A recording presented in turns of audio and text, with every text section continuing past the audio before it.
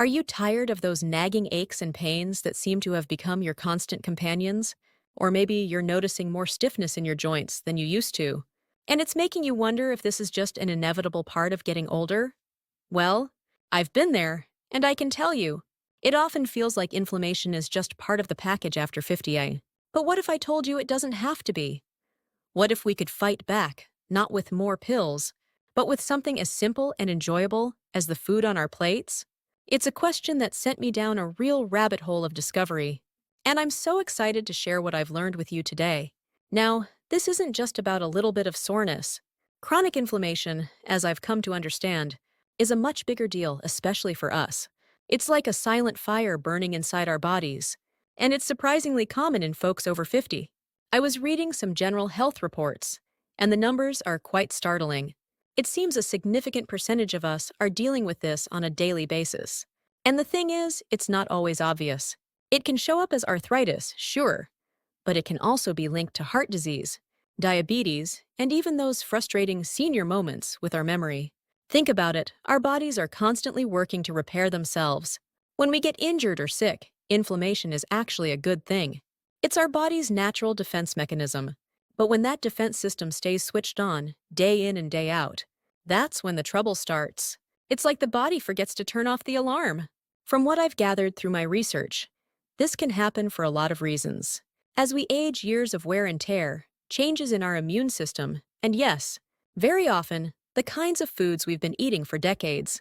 This ongoing low-grade inflammation can impact our energy levels, our mood, how well we sleep, and just our overall get up and go. It can make us feel older than we actually are. There are different kinds of inflammatory responses. Two, it's not a one-size-fits-all problem. You might hear about osteoarthritis, which is very common, or rheumatoid arthritis, which is an autoimmune condition, and even things like inflammatory bowel conditions. All of these have inflammation at their core. So, after realizing just how much this was potentially affecting my own health and the health of so many people, I started looking for answers. And that's when I really delved into the power of foods that fight inflammation. It became clear that what we eat plays a huge role in either fueling that internal fire or helping to put it out. It's not a magic bullet, of course, but it's a crucial piece of the puzzle, a powerful tool we all have access to every single day.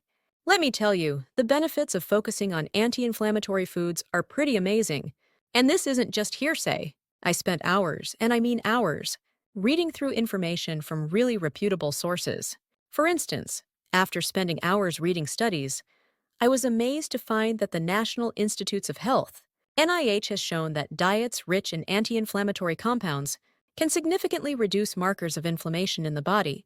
We're talking about things like C-reactive protein, which doctors often measure to see how much inflammation is going on.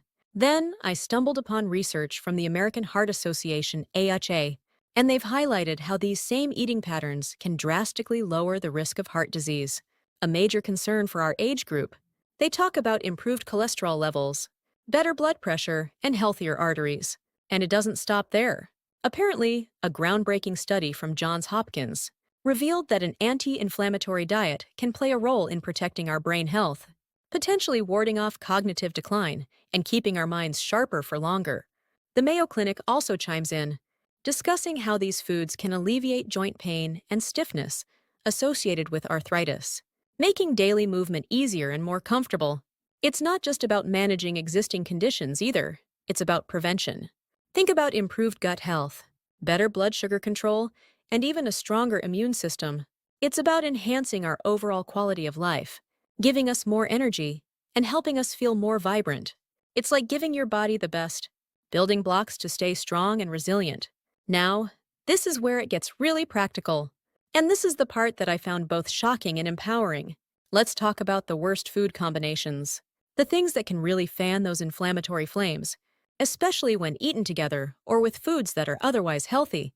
Through my research, I learned that you should absolutely avoid eating certain things with your otherwise healthy meals because it actually negates the benefits, or worse, creates an inflammatory storm. One of the biggest culprits I discovered. You must never combine with, say, a beautiful piece of grilled salmon, which is packed with anti-inflammatory omega-3s, is sugary sauces or glazes.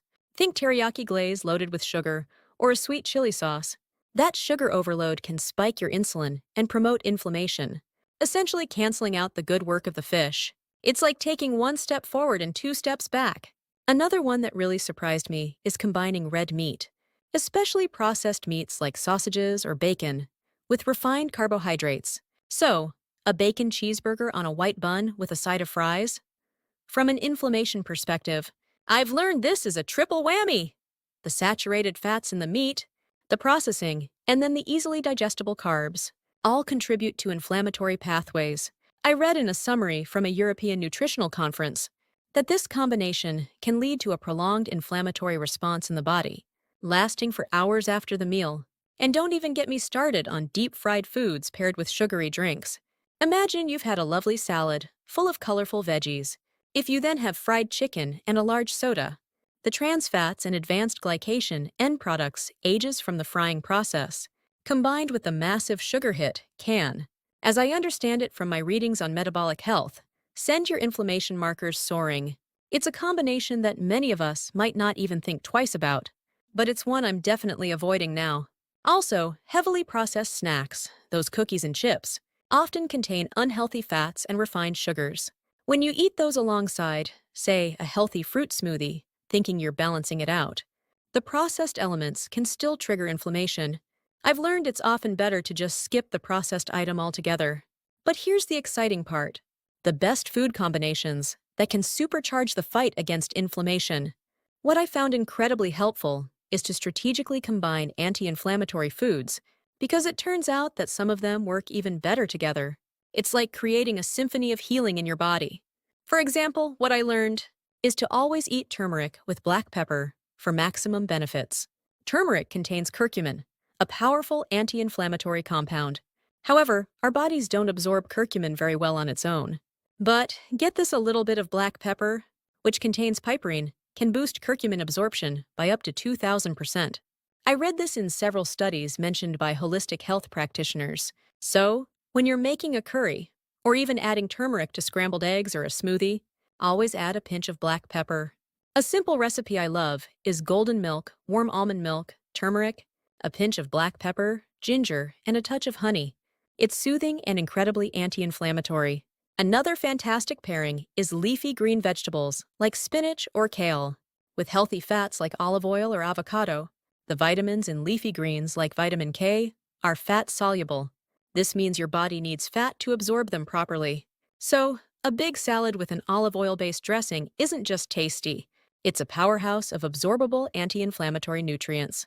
I often make a simple sauté of spinach with garlic and a generous drizzle of extra virgin olive oil. How about fatty fish with garlic and ginger? We know salmon, mackerel, and sardines are rich in omega-3 fatty acids, which are incredible for reducing inflammation. Now add garlic and ginger to the mix. Both of these have their own potent anti-inflammatory properties. I came across some research from a university in Asia suggesting that these compounds work synergistically to further reduce inflammatory markers. Think about baking salmon with minced garlic and ginger. Delicious and so good for you! And one more: I've incorporated berries with nuts or seeds. Berries are packed with antioxidants called anthocyanins, which fight inflammation. Nuts and seeds provide healthy fats, fiber, and more antioxidants. Together, they make a fantastic anti-inflammatory snack. A bowl of mixed berries with a handful of almonds or walnuts? Perfect! I've seen this recommended by nutritionists at places like the Cleveland Clinic as a heart-healthy and inflammation-busting snack.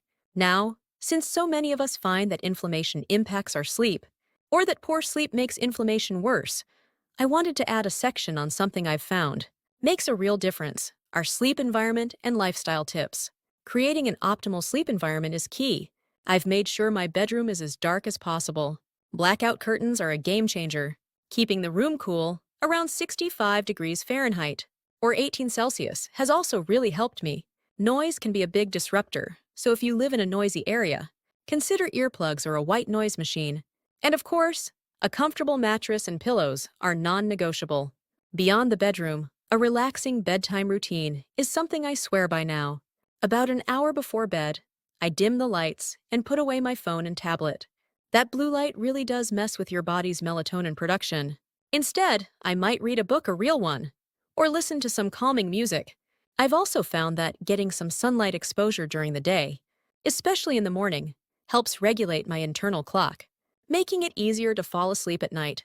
And while vigorous exercise close to bedtime isn't ideal, regular moderate exercise earlier in the day, like a brisk walk, has definitely improved my sleep quality, and I believe helps manage my overall inflammation levels. These are all little discoveries I've made on my own journey, and they've added up to make a big difference. Of course, as with anything related to health, there are precautions and things to note, and I really want to emphasize this part. While these foods are generally wonderful, individual reactions can vary. If you have any allergies or specific health conditions, it's absolutely crucial to talk to your doctor or a registered dietitian before making any drastic changes to your diet. For example, while turmeric is amazing in very high doses, or for people with certain conditions like gallbladder issues, it might not be suitable. Similarly, if you're on blood-thinning medication, you'll want to discuss increasing foods very high in vitamin K, like kale with your doctor, as it can interfere with the medication. I also learned that some people might experience digestive upset if they suddenly introduce a lot of high-fiber foods, so it's always best to make changes gradually. And remember, what I'm sharing here is based on my own extensive research and understanding as a layperson passionate about health. It's not medical advice. The key takeaway I want to strongly advise you about is to listen to your body and work with healthcare professionals to create a plan that's right for you. What works wonders for one person might not be the perfect fit for another. Personalized advice is always best, especially for us older adults who might be managing multiple health considerations. So there you have it. Some of the key things I've learned about fighting inflammation with food. It's been a fascinating journey of discovery for me, and I truly believe that by making informed choices about what we eat, we can take a significant step towards feeling better, having more energy, and enjoying our golden years to the fullest.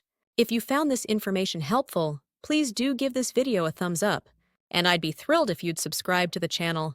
For more insights into healthy aging, don't forget to hit that notification bell so you don't miss our next video. And please, share this with anyone you think might benefit. We're all in this together. Now, for our engagement question today, what's one anti-inflammatory food you already love or are excited to try incorporating more into your meals after watching this? And do you have a favorite way to prepare it? Share your thoughts and your own tips in the comments below.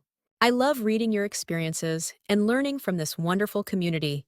Thanks so much for watching, and I'll see you in the next video.